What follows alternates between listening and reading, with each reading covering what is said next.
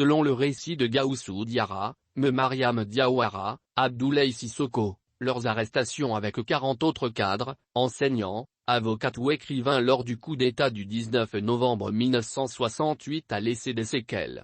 Ils ont accepté de témoigner de leurs souffrances et au nom de leurs consorts. Ils ont indiqué qu'ils ont été détenus arbitrairement dans un premier temps à la permanence du parti puis déportés un peu partout dans le pays. Pendant leur détention, ils affirment avoir subi plusieurs types de violations graves des droits de l'homme tels que les tortures, traitements cruels, inhumains ou dégradants.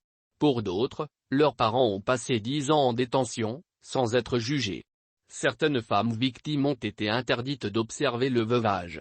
Fousseïen Diallo est éleveur et conseiller du chef de village. Binta Dambélé, une ménagère. Tous habitants de Koulegon-Plamoti. En 2019, leur village a été pillé, avec des morts, des déplacements forcés. Selon eux, cette exaction est le fait des Donzos. Plus de 45 personnes sont mortes dont 15 de la famille Diallo. Le président avait instruit au chef d'état-major général de l'armée de prendre des dispositions pour sécuriser le village et en application de cette instruction des militaires sont restés au village pendant 7 mois.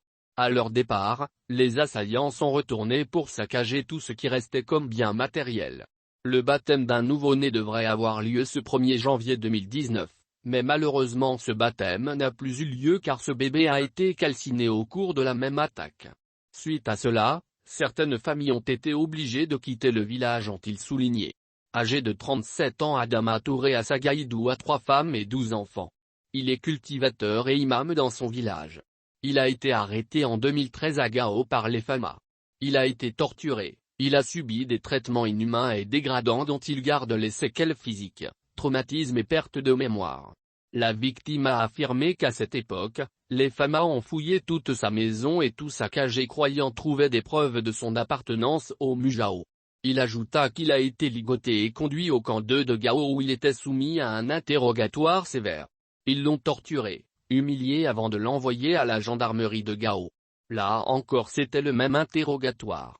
Il a été privé de nourriture apportée par sa propre famille et enchaîné avec un autre détenu. 3 jours après, la victime a été libérée. Mais, il a déclaré avoir été considérablement touché par l'humiliation subie et de la part de l'armée de son propre pays.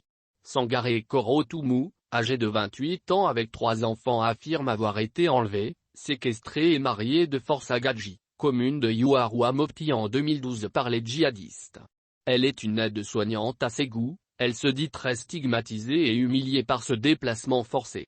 En dehors de ces victimes citées, plusieurs autres ont témoigné leur douleur devant le public.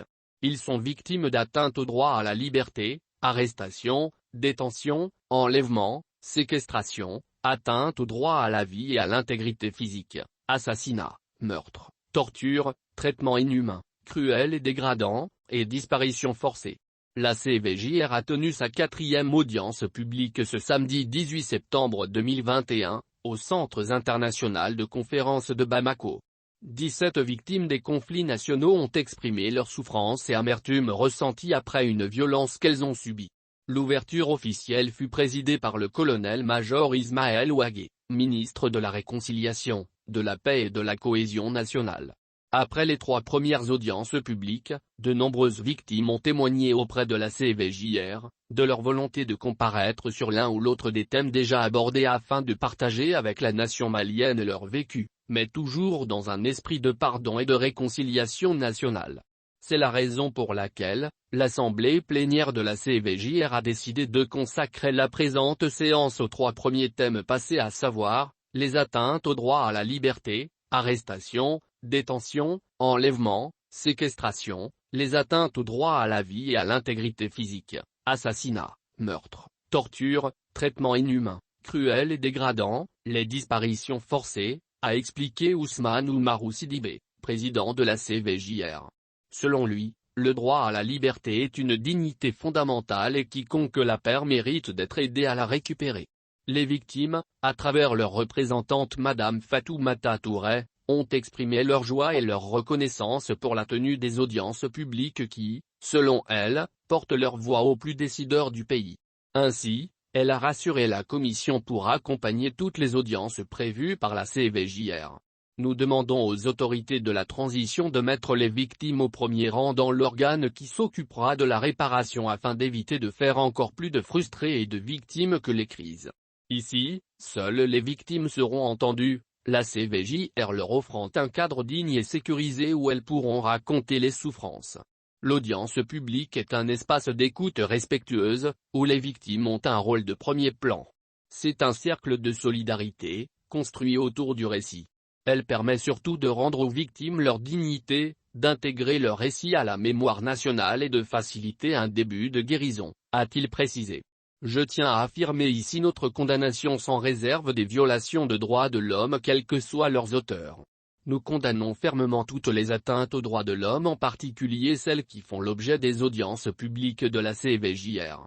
Même si notre histoire nationale a connu des épisodes douloureux, il faut aussi admettre que le pardon demeure une valeur cardinale de notre société, un socle sur lequel nous devons bâtir la réconciliation nationale que tous nos compatriotes appellent de leur vœu, a dit le ministre Wagué avant d'annoncer 2 projets, une loi et un organe de réparation.